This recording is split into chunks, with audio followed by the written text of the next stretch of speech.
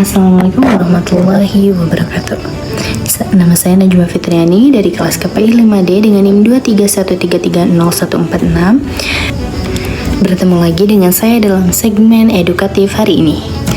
Kita akan mengulas tentang dunia reportase dalam jurnalisme serta menyampaikan hasil pembelajaran menarik yang kami ikuti bersama Dr. Adi.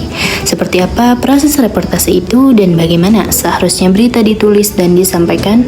Simak selengkapnya dalam liputan berikut ini. Reportase merupakan salah satu pilar utama dalam dunia jurnalistik yang berperan penting dalam menyampaikan informasi kepada publik secara akurat, faktual, dan menarik. Proses ini tidak hanya melibatkan peliputan peristiwa, tetapi juga penggalian data, wawancara, hingga distribusi informasi yang telah diedit secara profesional. Kami juga membahas tentang berita. Apa itu berita? What is news? Berita adalah laporan informasi terbaru dan aktual tentang peristiwa yang terjadi yang disajikan kepada publik melalui berbagai media seperti cetak, radio, televisi, internet, atau dari mulut ke mulut dengan tujuan memberikan informasi dan pengetahuan tentang kejadian penting kepada masyarakat luas. Kemudian ada nilai-nilai berita. Yang pertama ada magnitude, pengaruh. Pengaruh dalam penyebaran informasi sangat diperlukan, maka sebuah berita juga harus memiliki pengaruh kepada yang menerimanya. Salah satu contoh pengaruh adalah ketika kita memberitakan tentang kenaikan BBM. Selain memberikan informasi terkait kenaikan harga bahan bakar, informasi tersebut juga akan memberikan pengaruh yang luas di masyarakat.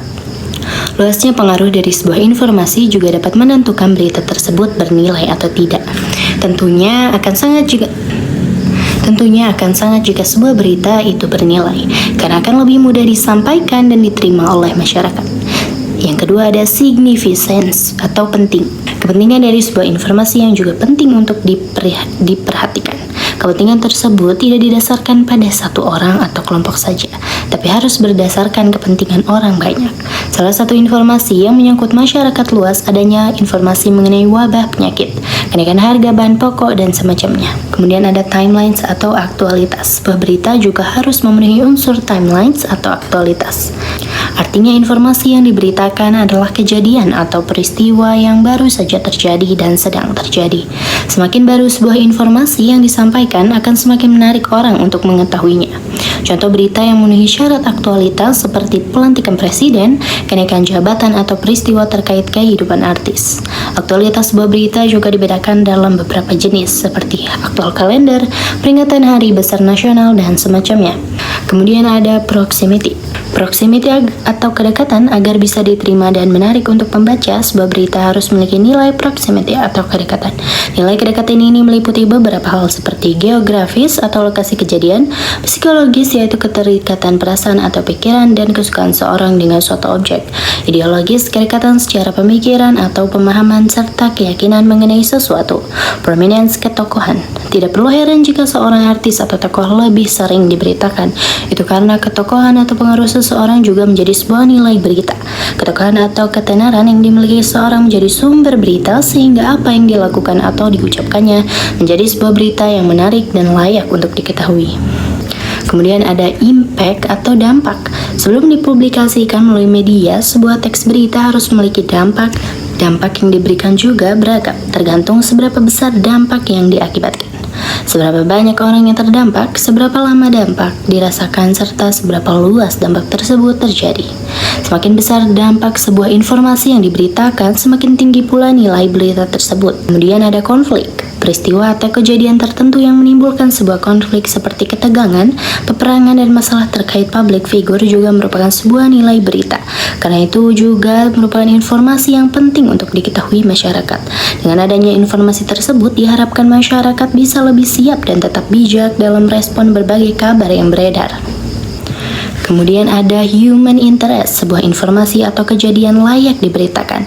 Jika di dalamnya juga mengandung unsur human interest, sebuah peristiwa yang menyentuh perasaan dapat menyentuh sisi emosional seorang juga menimbulkan simpati. Contoh berita yang berkaitan dengan human interest adalah perbudakan, penganiayaan, atau perjuangan seseorang yang dapat mengunggah perasaan orang lain. Kemudian ada seks. Meski Meski merupakan hal yang tak bisa dibicarakan halayak umum, namun seks menjadi salah satu parameter sebuah informasi layak diberitakan. Segala peristiwa mengenai seksual selalu menarik karena menyangkut salah satu kebutuhan dasar dan fitrah manusia. Contoh pemberitaan mengenai seks seperti pemerkosaan, perselingkuhan, prostitusi, pelecehan, dan tindakan asusila lainnya. Selanjutnya ada syarat berita, aktual, faktual, penting, menarik, seimbang. Apa saja kerangka yang ada di dalam penulisan berita? Yang pertama ada judul berita yang menggambarkan persoalan inti yang dibahas dalam berita. Umumnya judul ditulis ringkas, padat, jelas, dan tidak memberi makna ganda atau ambigu. Yang kedua ada kepala berita. Bagian kepala berita juga disebut dengan lead. Isi dalam lead harus memuat informasi utama dari keseluruhan isi teks berita. Setidaknya di dalam kepala berita sudah menjawab pertanyaan apa, siapa, di mana, dan kapan dari membaca lead. Pembaca sudah tahu informasi apa di dalam berita. Yang ketiga ada tubuh berita, berisi penjabaran dari kepala berita sehingga informasi yang disampaikan semakin jelas. Nah, proses reportase dilakukan. Yang pertama ada praproduksi. Perencanaan liputan yaitu segala macam aktivitas merancang, mendesain liputan jurnalistik. Dan ada praproduksi. Tujuannya menghasilkan liputan yang berkualitas, koordinasi kebijakan redaksional, memberikan ke arah guidelines. Dalam rapat ini ditentukan topik yang hendak diliput, tim atau individu job desk memulai dengan isu terhangat. Kemudian ada pasca produksi atau finishing. Himpun semua data yang telah terkumpul dan cari sesuai kebutuhan proses editing, evaluasi, distribusi berita. Penutup reportase bukan hanya sekedar menyampaikan berita, namun merupakan proses pencarian fakta yang mendalam, menyusun informasi secara sistematis dan menyajikannya dengan cara yang objektif, menarik, dan bermanfaat. Kemudian ini adalah cuplikan dari teman-teman saya yang mencoba menerapkan bagaimana proses wawancara, reportase, dan bagaimana menjadi narasumber. Terima kasih atas perhatiannya. Assalamualaikum warahmatullahi wabarakatuh.